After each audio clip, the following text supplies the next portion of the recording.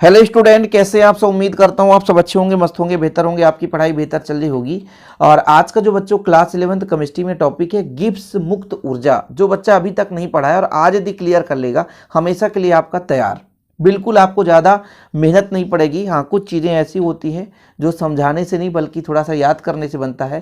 लेकिन पहले आप लोग इसको समझोगे कि ये मुक्त ऊर्जा है क्या। मुक्त मतलब कहीं से निकला हुआ ऊर्जा। शब्द से अर्थ देखो, गिब्स क्यों बोल दिया गया भाई, गिब्स क्या कारण है। तो भाई साहब, गिब्स जो जोड़ा गया वो जिन्होंने इसके बारे में बताया उनके नाम के आधार पर गिब्स जोड़ा गया। तो मुक्त ऊर्जा मतलब कोई निकाय है जो ऊर्जा को रिलीज कर रहा है।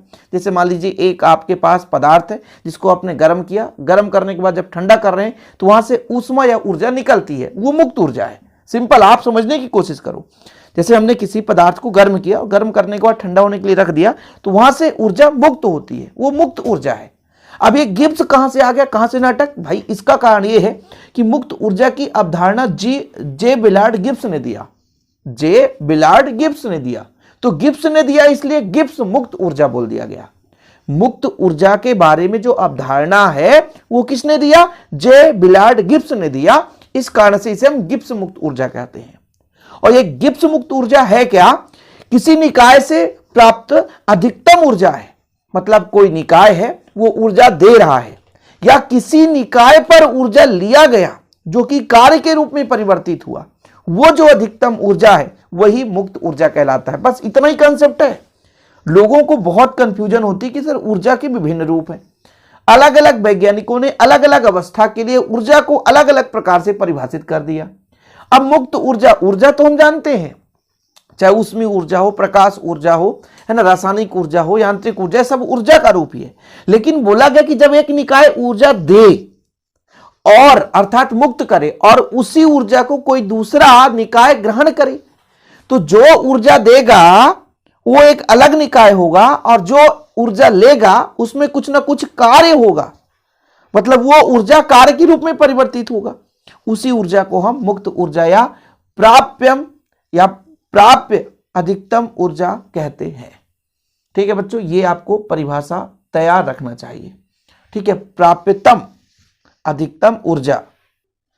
अब यदि क्वेश्चन में आपसे पूछा जाएगा कि गिब्स मुक्त ऊर्जा किसे कहते हैं, तो ये आप लोग तो बता सकते हो। लेकिन यदि आ गया कि गिब्स मुक्त ऊर्जा की परिभाषा के साथ साथ इसमें परिवर्तन निकालिए, या क्वेश्चन आ जाए गिब्स हेल्महोल्ट्ज़ समीकरण, तो फिर गिब्स हेल्महोल्ट्ज़ समीकरण हमको निकालना है। चलिए आगे हम इसको प्रूव करेंगे, तब आपको लास्ट में मिल जाएगा गिब्स हेल्महोल्ट्ज़ समीकरण।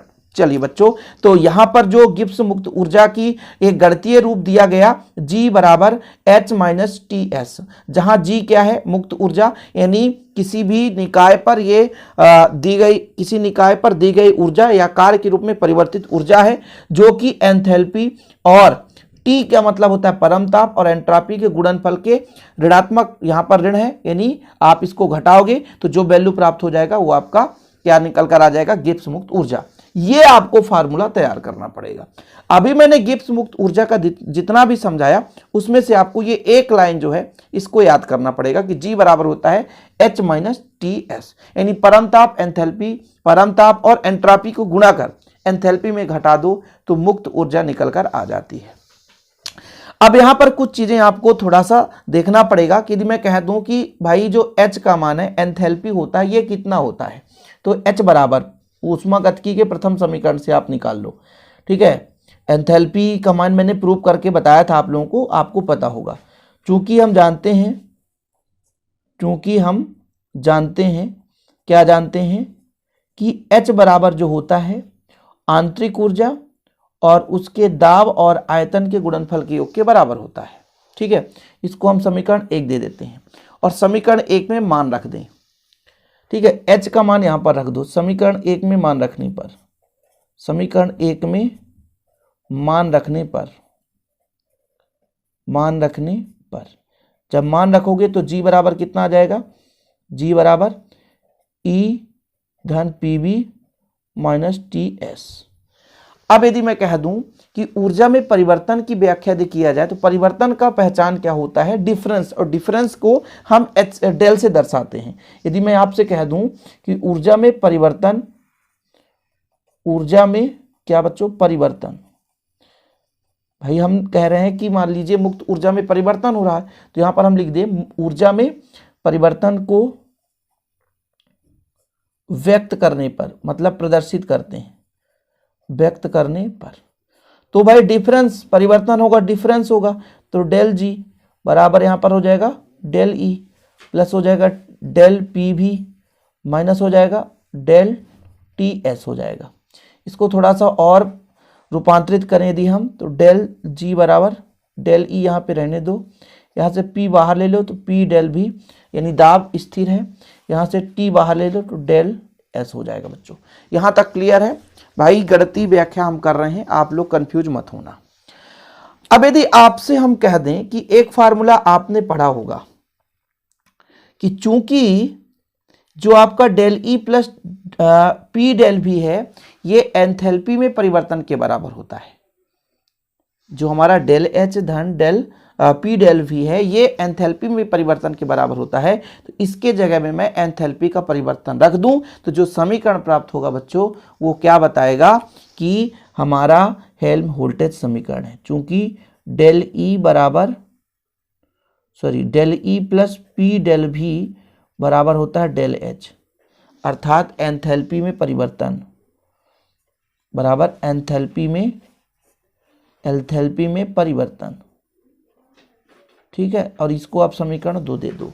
अब समीकरण 2 से देख लेते हैं, बस ज़्यादा समय नहीं लेता हूं बच्चों, कम समय में आपको समझाने की कोशिश करता हूं। समीकरण 2 से तो डेल जी बराबर इसका मान हो जाएगा del H minus T del S. ठीक है, ये जो आपको समीकरण प्राप्त हुआ इसे ही बोलते हैं गिब्स हेल्महोल्ट्ज़ समीकरण।